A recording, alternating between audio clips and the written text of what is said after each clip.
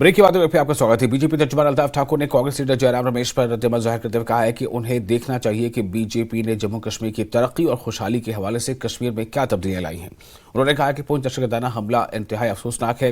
ठाकुर ने कहा कि यासीन मलिक एक दहशतगर्द, कांग्रेस का ब्रांड एम्बेसडर और मनमोहन सिंह का पसंदीदा था। उन्होंने कहा कि पुंछ में अभी कुछ दहशतगर्द बाकी हैं जो जल्द ही खत्म किए जाएंगे। जयराम रमेश का बयान सामने आया है जिसमें उन्होंने कहा है कि हम पुंछ अटैक को कंडेम करते हैं और दुख होता है कि इस तरह के अटैक जो है जब वो होते हैं और उनके दौर में जो है ये अटैक इस तरह नहीं होते थे। तो किस तरह देखें? देखिए, पुंछ में जो कल आतंकवादियों के द्वारा जो अटैक हुआ जिसमें 4 जवान जख्मी और एक एयरफोर्स का जवान शहीद हुआ, बहुत दुख उस शहादत पे है। लेकिन वीर ही देश के लिए शहादत पाते हैं। और जो इंडियन आर्मी ने देश को बचाने के लिए कभी भी अपनी शहादतों से गुरेज नहीं किया और कल भी एक शहादत हुई है।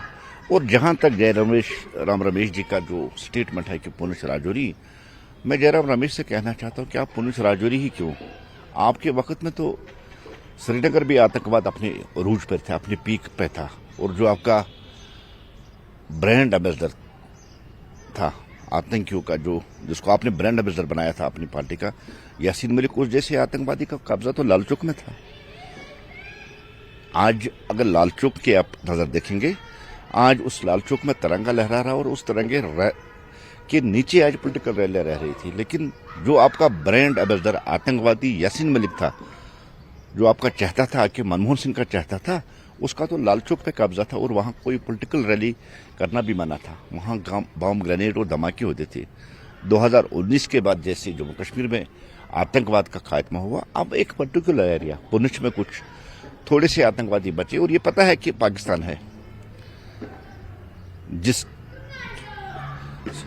पाकिस्तान का मैनिफेस्टो जिसको कांग्रेस ने कॉपी की है। नेचुरली दोस्ती है इनकी, कुछ ना कुछ तो करेंगे ये इलेक्शन के दिनों में, हरकत करने की कोशिश करेंगे।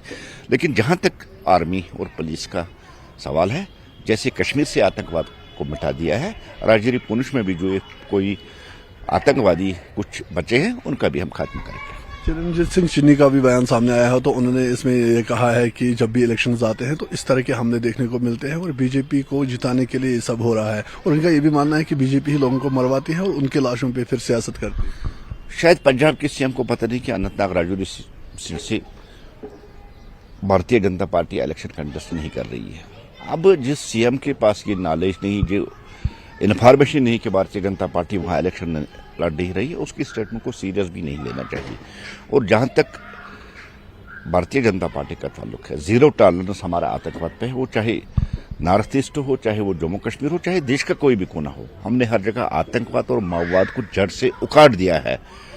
हमने पंजाब में जो नए सिरे से पनपता हुआ आतंकवाद था, उस आतंकवाद को भी हमने खत्म कर दिया और हमने कहीं भी आतंक और आतंकियों के लिए कोई ऑप्शन और कोई रास्ता नहीं छोड़ा है। मुझे लगता है एक बार पंजाब के सीएम को जम्मू कश्मीर का दौरा करना चाहिए और यहां पहले उसको देखना चाहिए कि भारतीय जनता पार्टी कौन कौन सी सीट लड़ रही है और उसके बाद उनको। डीपीएपी के तर्जुमान सलमान निजामी ने जयराम रमेश के तबसरे पर रद्दमल जाहिर करते हुए कहा है कि वो इन्हें याद दिलाना चाहेंगे कि 2007 में अगर दहशतगर्दी कम हुई थी तो इसकी वजह यह थी कि उस वक्त जम्मू कश्मीर के वज़ीर आला गुलाम नबी आज़ाद थे। निजामी ने कहा कि इस बार अगर गुलाम नबी आज़ाद वज़ीर आला बन गए तो अमन अमान बेहतर तरीके से नाफिज होगा और दहशतगर्दी खत्म हो जाएगी। हमला हुआ उसकी हमने मजम्मत की, हमारी पार्टी के चेयरमैन गुलाम नबी आज़ाद साहब ने भी मजम्मत की।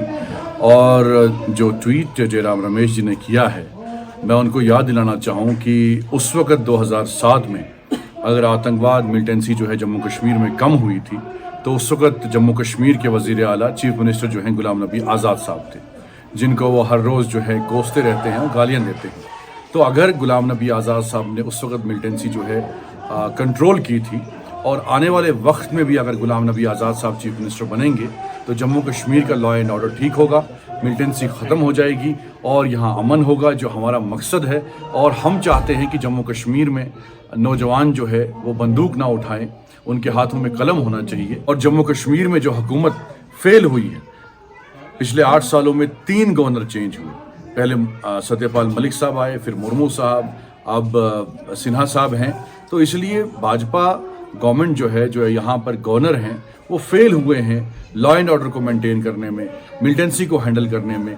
इसलिए यहाँ इलेक्शन जल्द से जल्द होने चाहिए असेंबली के, ताकि यहाँ के नुमाइंदे चुन के आए, यहाँ चीफ मिनिस्टर बने गुलाम नबी आज़ाद साहब, ताकि यहाँ अमन आए और मिलिटेंसी जो है